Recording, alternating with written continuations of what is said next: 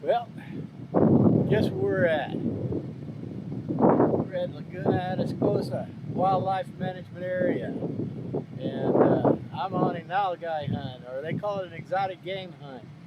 And what exotic game is game that's not native in Texas. And mostly what's here to be hunting is wild hog and nalgai. And I'm gonna getting old to hog. I shot a nalgai about 3 years ago, and man, it was a bunch of work to pack out. And I'm gonna stick a little closer to the road here and just kind of enjoy what's out here. And if opportunity arises, I'll take it. But I don't think it will arise. But there's a lot of other things to enjoy out here, so I'm out here to enjoy it. We're at the overlook, and I'm gonna take a few snapshots, and I'll get right back to you.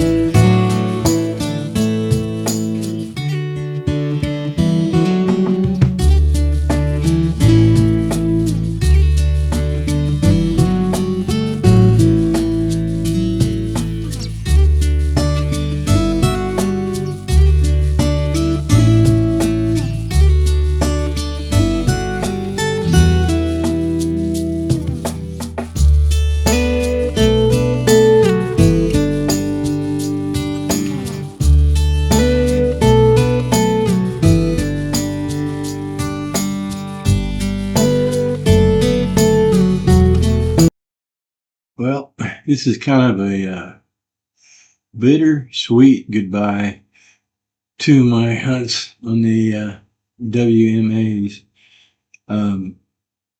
My legs, I just can't haul in an animal that I shot a mile away, and the chances of me getting an animal that's next to the road are pretty slim.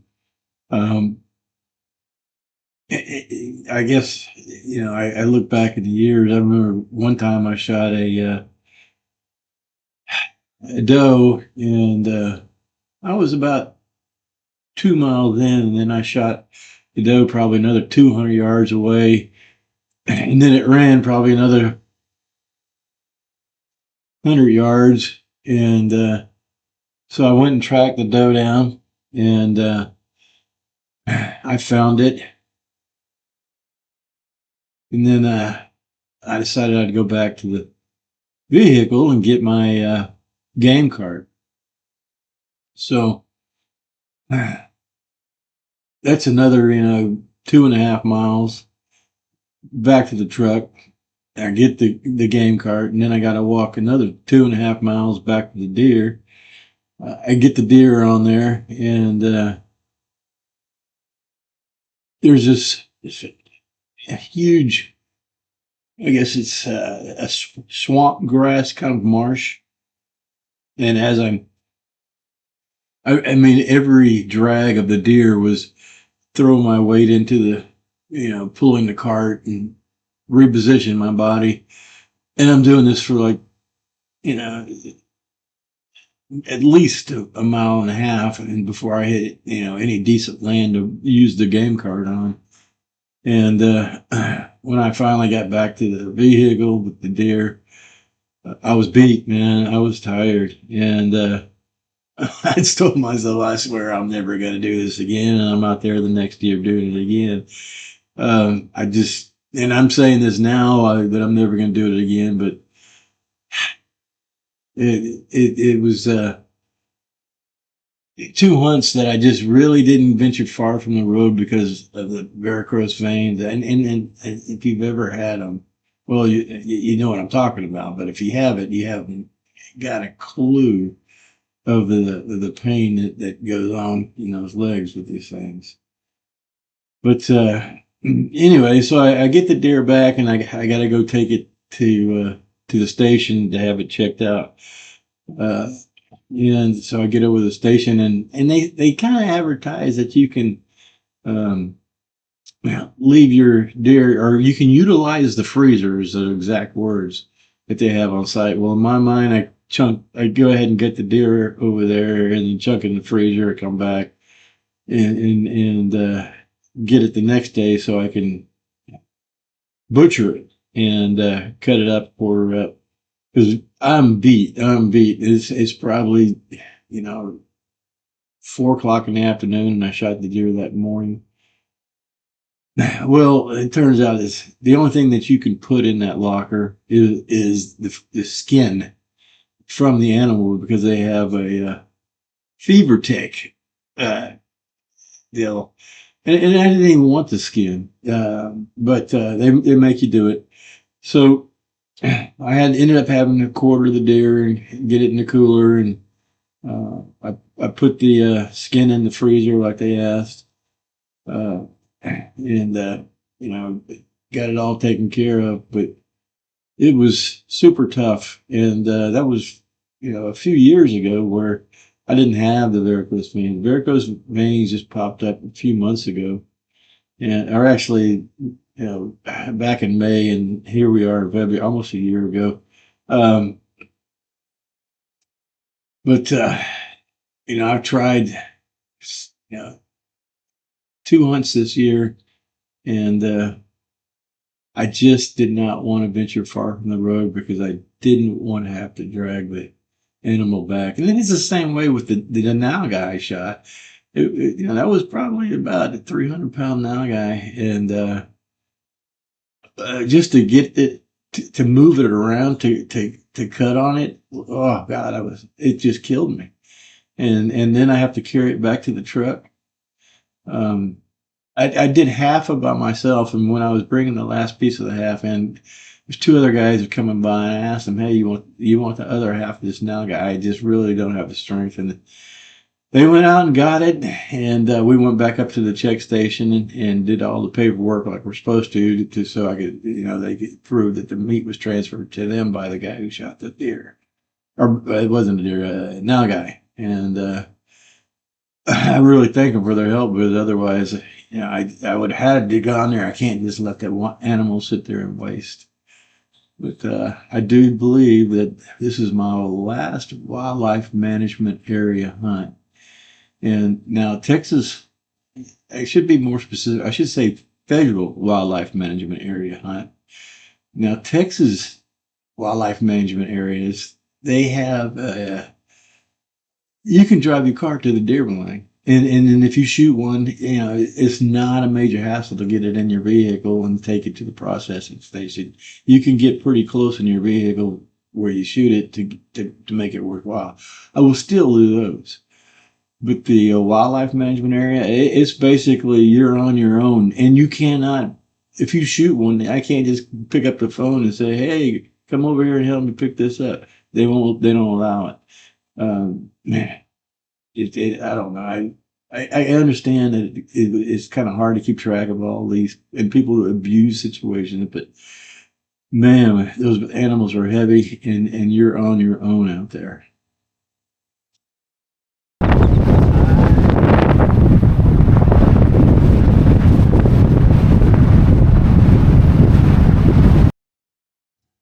Ooh, dog, and listen to that wind blow. Yeah, that wind is blowing out of the north. And I was looking at the weather there. They said it's gust up to 30 miles an hour. And it was cold and windy, but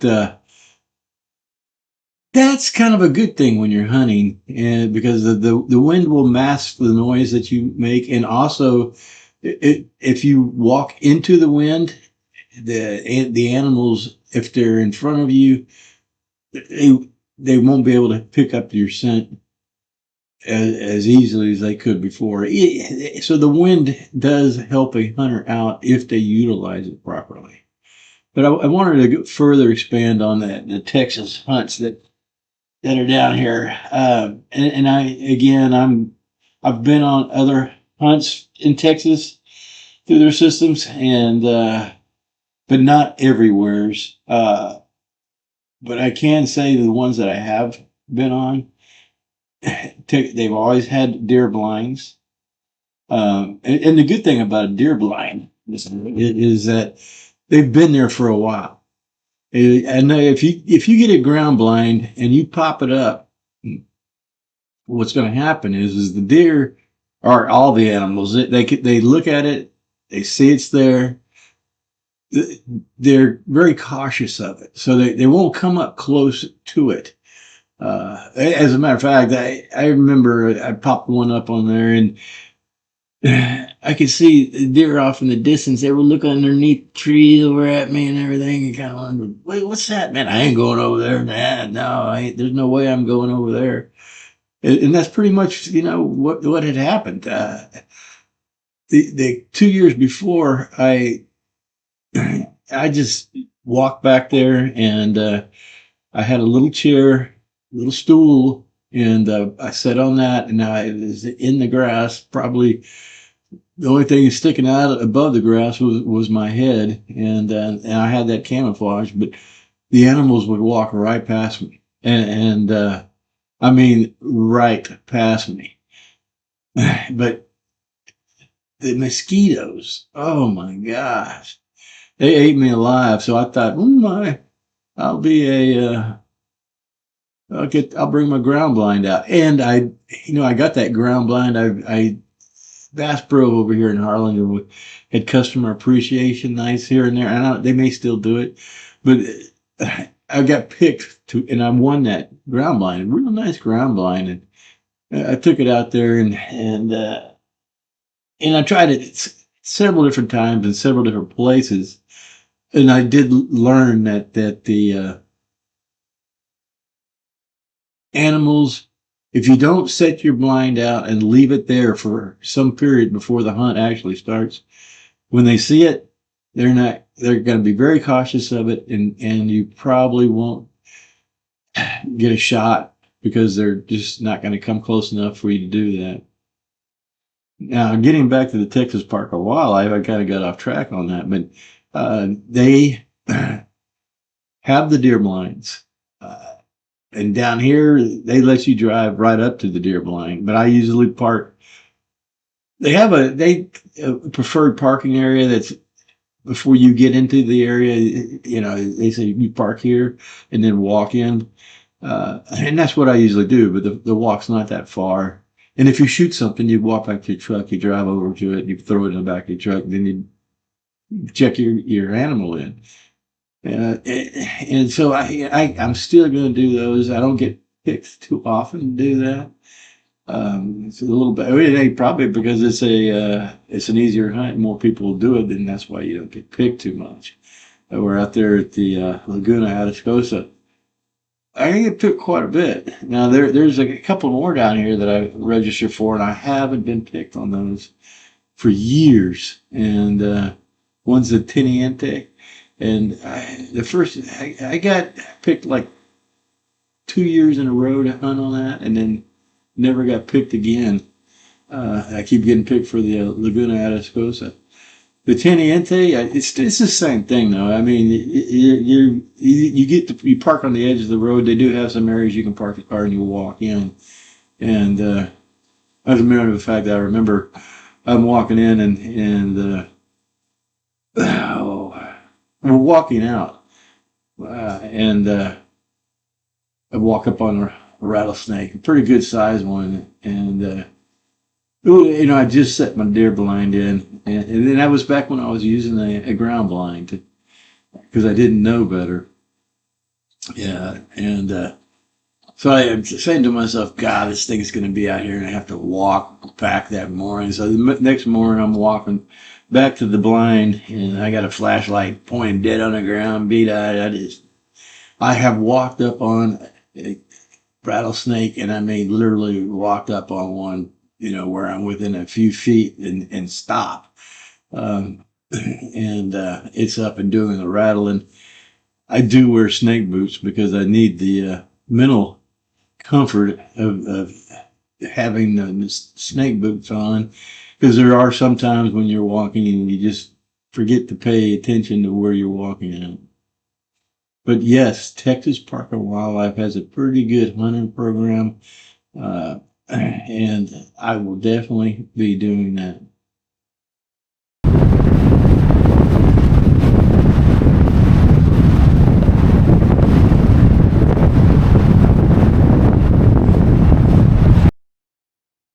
And when I said Teniente, I brought up a situation where there's a whole lot of quail on that area, in that wildlife management area.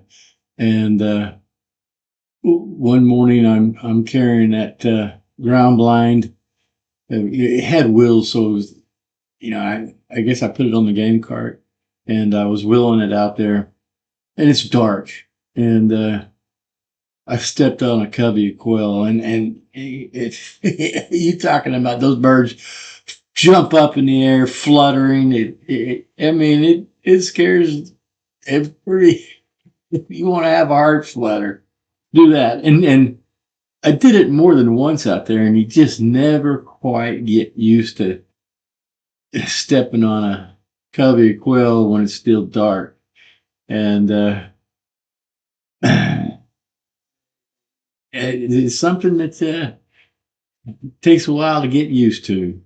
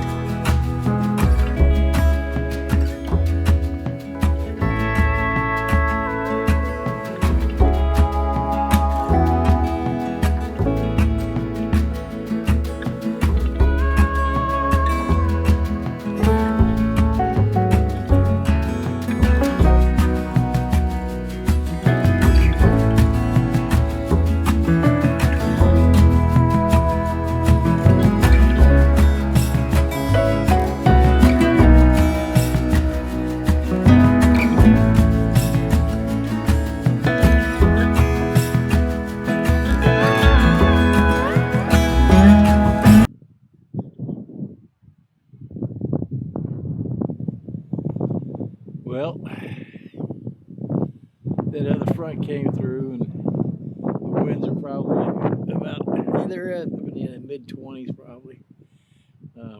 I did see a deer run across here, and but it's not deer season, so deers are not what I'm allowed to shoot. It's just the nilgai and the wild hog, and there may be some oddads here, but I have not seen one out here, but I have seen people who have shot them near here. So they're, and there's been reports that they are here, but they're not too popular yet. And then one time that's the way it was with the nilgai. I never saw one, but now they're pretty popular. But it's getting quite cold, and it's actually the type of weather that'll get those animals moving. So we'll keep our eye out, and hopefully we'll be able to get some video for you. We'll check back in a few.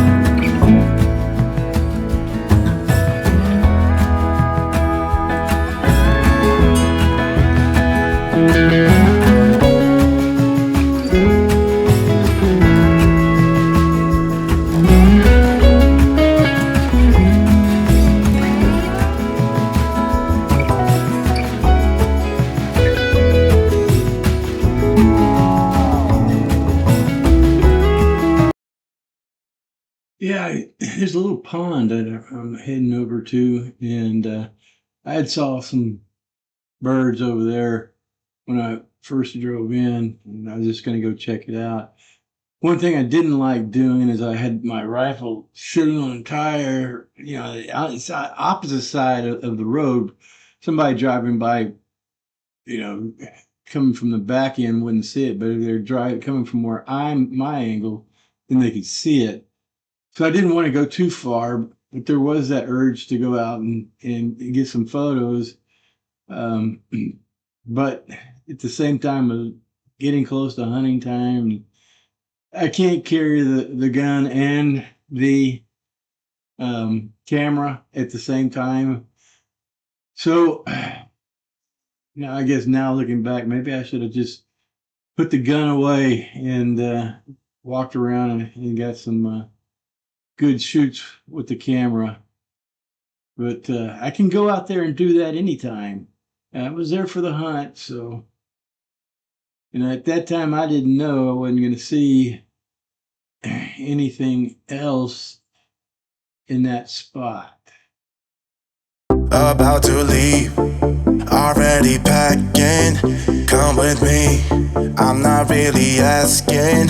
We'll get away to a place where we don't know.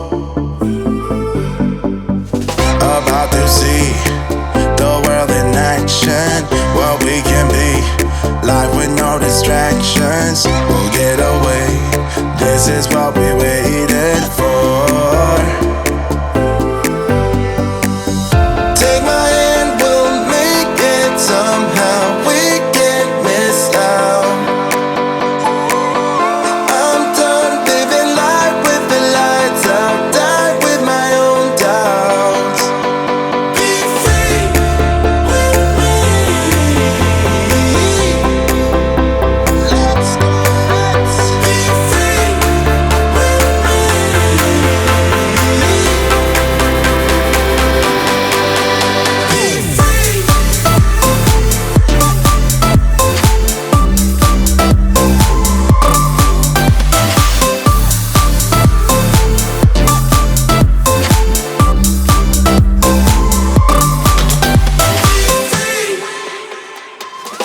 not looking back. Eyes on the freeway, Bonnie and Clyde. A classic cliche, we're on the run. This is what we waited for.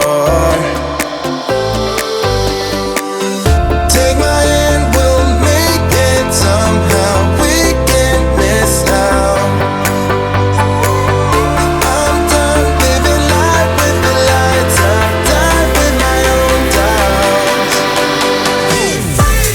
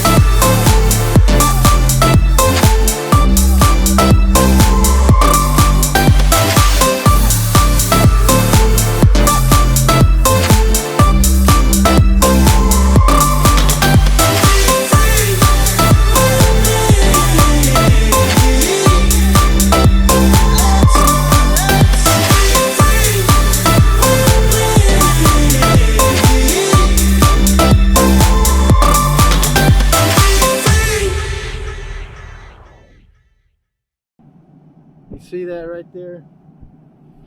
That little path underneath the fence, and then there's that pile of poop. That's what now guys do. And if you see, you know, fresh poop and stuff like that, they're moving here through here, and they'll be back. You just have to wait long enough for it to happen. It could be a day, could be a week, but they definitely do move through here. And they always like to poop in the same spot. Go figure, eh?